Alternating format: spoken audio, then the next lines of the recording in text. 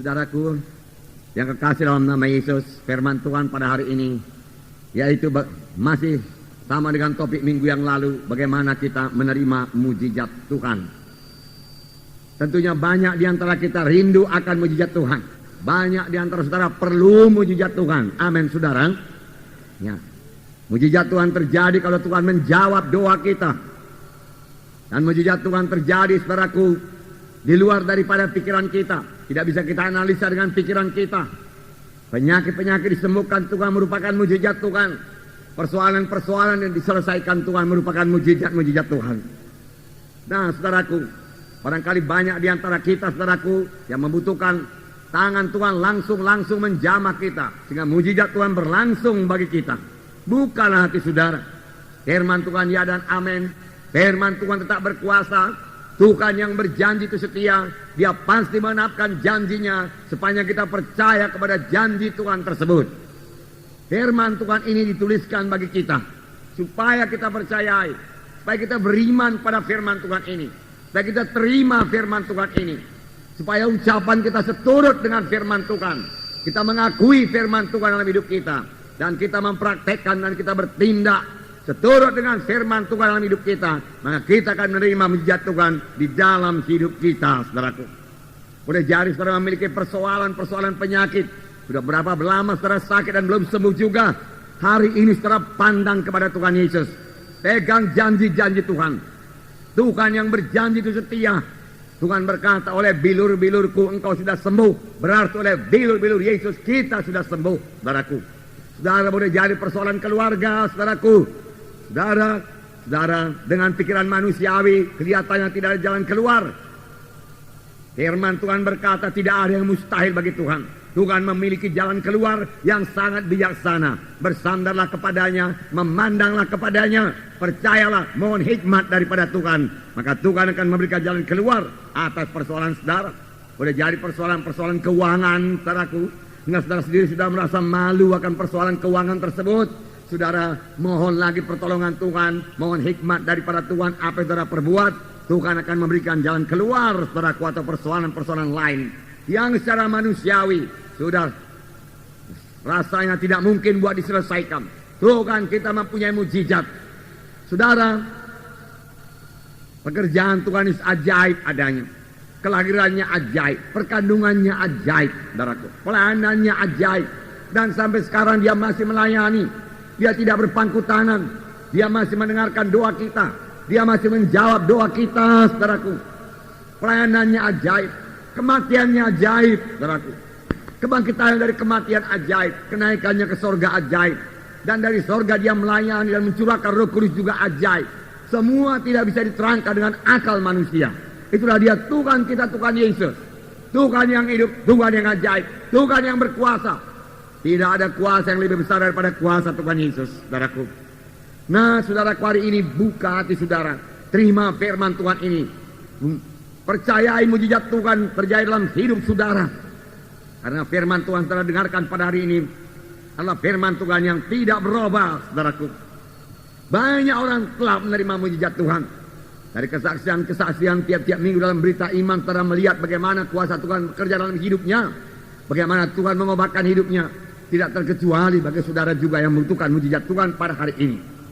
Kita akan membaca Yosua pasal 6 ayat 1 sampai 20. Ini sambungan dari Yosua pasal 3 yang kita baca minggu yang lalu. Bukalah kitab saudara Yosua pasal 6 ayat 1 sampai 20. Kita baca bersama-sama. Dalam pada itu, Jericho telah menutup pintu gerbangnya. Telah tertutup kota itu karena orang Israel. Tidak ada orang keluar atau masuk. Berfirmanlah Tuhan kepada Yosua, ketahuilah, aku serahkan ke tanganmu Jericho ini beserta rajanya dan pahlawan-pahlawannya yang gagah perkasa. Haruslah kamu mengelilingi kota itu, yaitu semua prajurit harus mengedari kota itu sekali saja. Demikianlah harus sekolah perbuat 6 hari lamanya. Dan 7 orang imam harus membawa 7 sangkakala tanduk domba dengan tabut. Tetapi pada hari yang ke-7, 7 kali kamu harus mengelilingi kota itu, sedang para imam meniup sangkakala. Apabila sangkakala tanduk domba itu panjang bunyinya, dan kamu mendengar bunyi sangkakala itu, maka haruslah seluruh bangsa bersorak dengan sorak yang nyaring, maka tembok kota itu akan runtuh. Lalu bangsa itu harus memanjatnya masing-masing langsung ke depan. Kemudian Yosua bin Nun memanggil para imam dan berkata kepada mereka, angkatlah tabut perjanjian itu, dan 7 orang imam harus membawa 7 sangkakala tanduk domba di depan tabut Tuhan.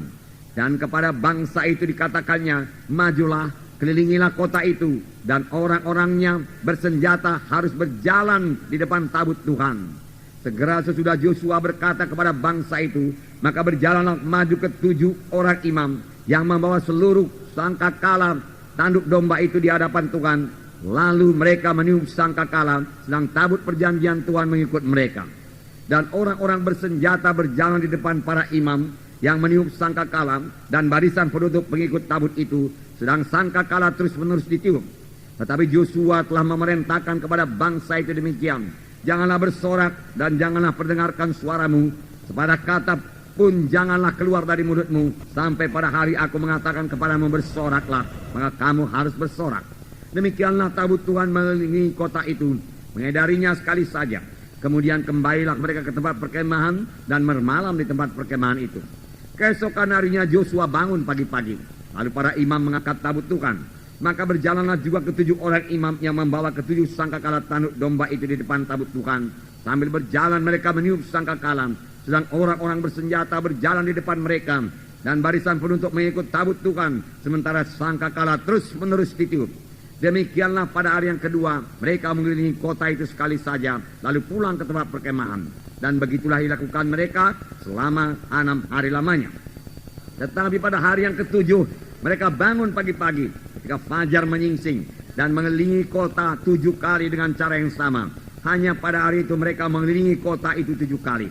Lalu pada ke-7 kalinya, ketika para imam meniup sangkakala, berkatalah Yosua kepada bangsa itu, bersoraklah, sebab Tuhan telah menyerahkan kota ini kepadamu.